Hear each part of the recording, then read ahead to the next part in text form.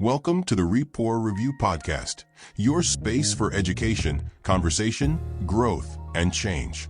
Sandy and Chip, with every brief episode, will take a moment to slow down, reflect, and explore counseling, its challenges, and victories that shape daily lives. Whether you're a therapist, a client, or simply someone on a journey of personal development, you're in the right place. Let's dive in, learn together, and keep moving forward. This is the Rapport Review Podcast. We all grow up with these images of the holidays, don't we? Yeah. This time of pure, effortless joy. Like a movie scene. Exactly, a movie scene. But if you've actually lived through a high-stress holiday, you know the reality is often, very different. For a lot of people, this period is, statistically, the most emotionally complex time of the year. That is absolutely right. I mean, the emotional landscape of the holidays, it creates this predictable spike in family crisis and distress. The professional guide you shared with us, this toolkit for clinicians, Right. it treats the holiday season not as this festive time, but as a high-risk environment. And that distinction is fascinating, isn't it? It just reframes the entire mission. Our listener gave us this really detailed, evidence-based roadmap, and our goal today is to pull out the essential strategies from that professional point of view. We want to give you, the listener, a practical, proactive plan for building some real resilience and stability this season. And that word, proactive, that's everything. We're not talking about how to react when a crisis hits. We're analyzing the professional strategy of anticipation and preparation. It's all about spotting those high-stress flashpoints before they can even ignite. So if you know where the pressure points are. Exactly. You can dedicate your energy to prevention, not damage control. Okay, let's unpack this then. Let's start with those flashpoints. The source identifies, 6 key holiday-specific triggers that just repeatedly destabilize families. Yep, 6 made ones. So before we can build any kind of plan, we have to know what we're defending against. What are the top structural risks it identifies? Well, the structural pressures they're relentless. The first one, and it's probably no surprise, is financial strain. Of course. The pressure from gifts, travel costs, all those end-of-year bills piling up, it just creates massive conflict. For families already struggling with money, I imagine it's like pouring gasoline on a fire. It widens those fault lines severely. And then the holiday focus on this sort of idealized togetherness that makes another risk feel even sharper. Grief and loss. The culture is all about celebration, right? But if you've lost a loved one, that contrast with the personal pain of their absence it's just magnified so intensely. I can feel like the whole world is celebrating and you're just stuck. Exactly. And I think the third risk is one that, honestly, it impacts every single household. Okay. And that's routine disruption. School's out, which means irregular sleep, weird meal times, and a total lack of predictable structure. For kids who really rely on that consistency, it leads directly to emotional fallout. You used a term there that's key in clinical settings. Right. Dysregulation. Can you just quickly unpack what that means for someone who isn't a clinician? Sure. Dysregulation is simply when the emotional response is way bigger than the event that caused it. Okay. It means the brain's ability to manage strong feelings just kind of breaks down. So when a child, or even an adult, is tired and hungry, which routine disruption guarantees, a tiny frustration can trigger a huge meltdown. Because their internal governor is just offline. Completely compromised. That makes perfect sense. So structure is actually a form of emotional regulation. What are the other 3 triggers? Okay, so fourth is the sting of social isolation. The season is just saturated with images of big, happy groups, right? Right. So if your family lacks those supportive connections, you feel that absence so much more acutely. Fifth is intense child overstimulation, too much excitement, sensory overload from lights and noise. And this is a big one, unmet expectations about presents or events. And the final one. The guide calls it increased access to substances and conflict. The holidays bring people together who might have, complicated histories. And that often means more alcohol is around or access to medications in other people's homes. It's a huge behavioral risk factor. So what's the first step then? The guide's foundational proactive step. It's essential. It's creating a personalized holiday trigger list. A list. Yes. You sit down and identify 2 to 3 specific triggers for each family member. That's how the professionals start, by knowing exactly where the stress cracks are going to appear instead of being surprised by them. That simple step shifts the dynamic completely. Okay, so once the triggers are on paper, the next step is building that roadmap, the actual crisis prevention plan. What are the essential parts of that blueprint? Well, the plan has to be built around anticipation. So the first, most critical component is identifying early warning signs. Okay, what does that look like? These are observable behaviors: Yeah. pacing, agitation, withdrawal, maybe specific changes in someone's speech or body language. This is your first alarm bell.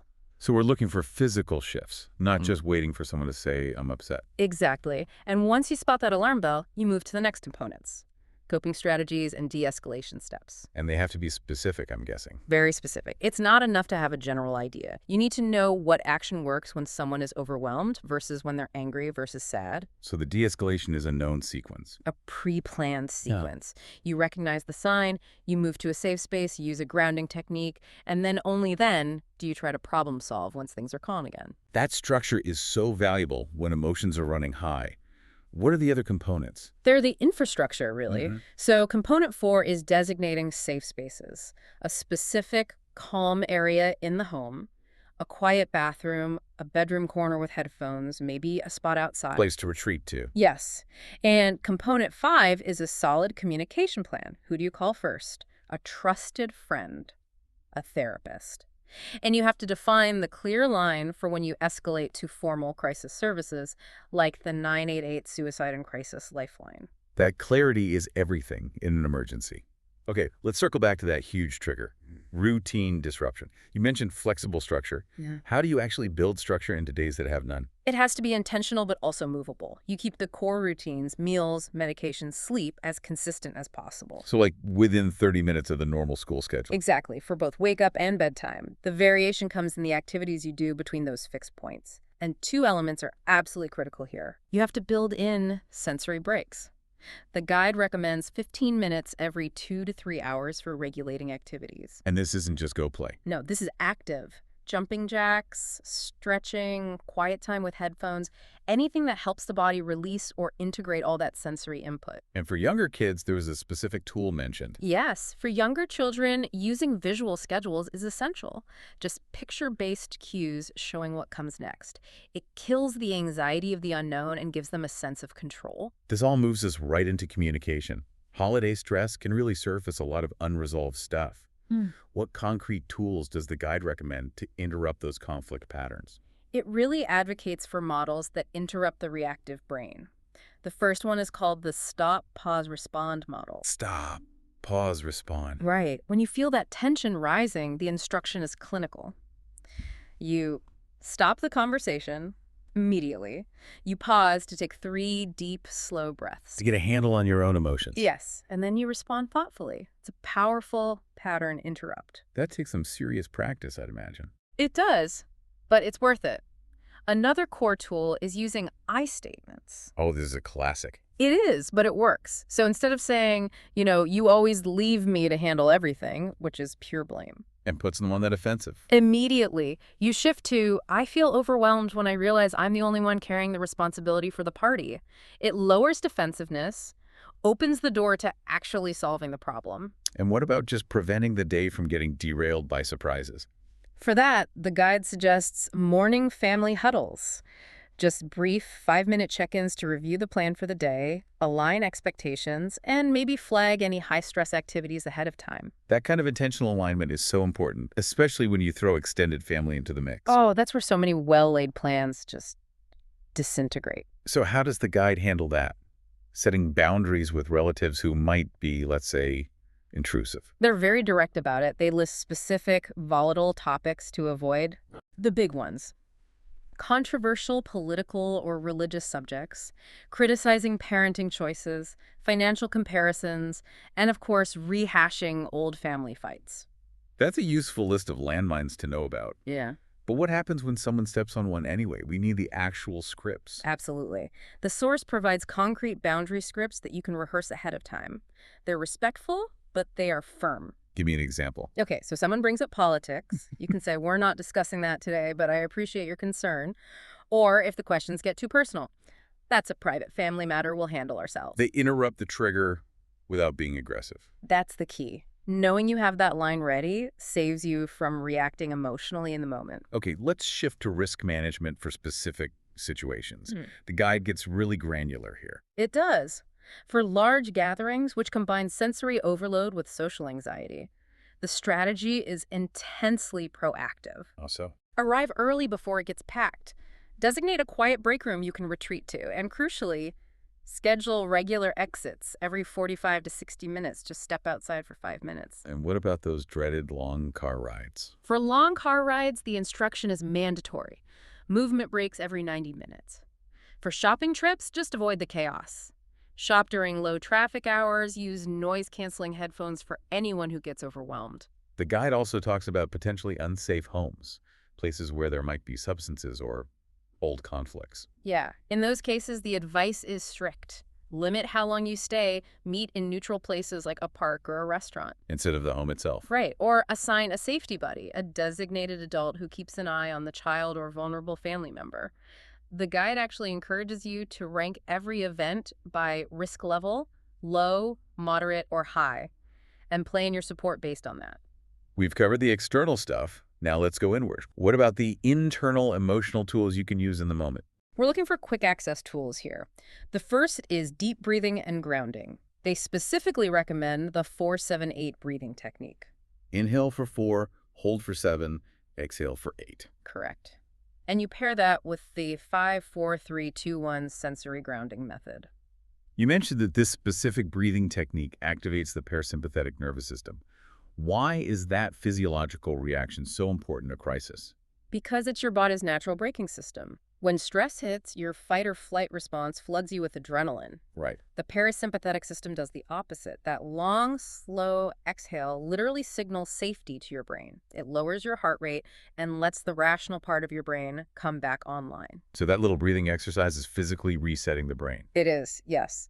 Another really tangible tool is the portable calming toolkit. What's in that? It's just a small bag or box with things like a stress ball, noise-canceling earbuds, maybe some mints or a fidget toy. The key is that it's always accessible. And finally, use physical movement. Like what? Quick bursts, jumping jacks, stretching, dancing, anything to burn off that acute tension right away. We have to talk about substance use risk. The guide flags it as a major crisis point. It does. It boils it down to what they call the holiday risk equation. Which is? Stress plus access plus reduced supervision, higher risk. That makes a lot of sense. During school breaks, kids have more unsupervised time and they're around more substances at family gatherings. The key preventative measure here is just relentless security. You have to secure all substances. Meaning what exactly? Lock up alcohol, secure all prescription medications, and track the quantities so you notice immediately if anything's missing. It's a logistical defense against a very emotional risk. This entire sophisticated plan, it really hinges on the caregivers being stable enough to actually implement it. Yeah. And the guide says parental stress is the single biggest predictor of a family crisis. It is. This whole framework collapses if the caregiver is depleted. So what's the mandate? The guide is very strong on this. Self-care is not a luxury. It's not selfish. It is categorized as essential crisis prevention. Because exhausted parents lose their patience first. And their problem-solving capacity. So the key strategies include giving yourself permission to say no to unnecessary obligations. Skip the extra party. Buy the store-bought cookies. Yes, simplify. Perfectionism is a luxury you cannot afford in a high-risk season. That permission to simplify is an immediate relief. You also mentioned a concept called micro-wellness. Right. Micro-wellness is the idea that well-being doesn't have to be a whole spa day. It's about brief moments. Like what? 3 deep breaths before you respond to a child. Truly savoring that cup of coffee. 5 minutes of focused stretching. These short, intentional breaks add up. And most critically, plan recovery time. So schedule a low-key day after a big event. Exactly. Not just before. Build in the recovery. And what about external support? That can feel impossible to get when you're already stressed. The professional strategy for that is to create a visible My Support People resource. What's that? You list names, numbers, and, this is the critical part, what each person can concretely help with. Childcare, a ride, just emotional venting. So that transforms a vague feeling of being overwhelmed into an actual plan. Precisely. And then you practice direct communication. Instead of saying, I'm overwhelmed, you make a specific request, like, can you watch the kids for 2 hours on Saturday so I can use my planned recovery time? Direct requests are just so much more effective. And more respectful of everyone's time. It turns isolation into a functioning support network. Okay, so we've planned through the peak of the holidays. But the guide points to one last crisis point people often overlook. Yeah. the crash back to reality in the new year. Yes, the return to routine. It's like a second wave of stress. What are the common challenges there? Well, there's emotional exhaustion, financial anxiety as the bills arrive, deep disappointment if the holidays didn't meet expectations, and a sharp increase in behavior problems as that structure suddenly slams back into place. So how do we plan for that transition? You need a gradual wind down. First, a gradual sleep schedule reset. You start adjusting bedtime 15 minutes earlier each night for a week before school resumes. To avoid the shock to the system. Exactly. Second, you practice morning routines. Like a trial run. Do a full trial run of the school morning 2 or 3 days before it's the real thing. Set alarms, pack backpacks, rehearse the whole sequence. That rehearsal has to reduce anxiety for everyone. It does. And finally, the guide advises just briefly communicating with teachers about any significant holiday stressors.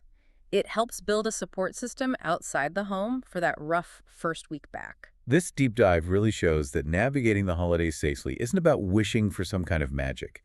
It's about intentional, proactive design. It is. Identifying triggers, planning communication, having those scripts ready, and prioritizing the caregiver. It's really a complete operational manual for emotional stability. And the professional guidance insists that the preparation isn't over when the decorations come down. The guide emphasizes scheduling a post-holiday reset session in early January. To do what? To debrief. To process what worked and what didn't, and to reestablish your goals for the year. So if prevention is always easier than crisis response, the question for you is, how will you use the concept of scheduled recovery time to protect your own stability as you move into the new year? That is the essential question to take with you. Thank you for joining today's Rapport Review. If this episode connected with you, inspired you, or gave you something meaningful to reflect on, I'd love for you to share it with someone who might need it too. Be sure to subscribe so you never miss an episode. Until next time, stay grounded, stay growing, and take good care of yourself. This is Antonio, signing off from the Rapport Review podcast.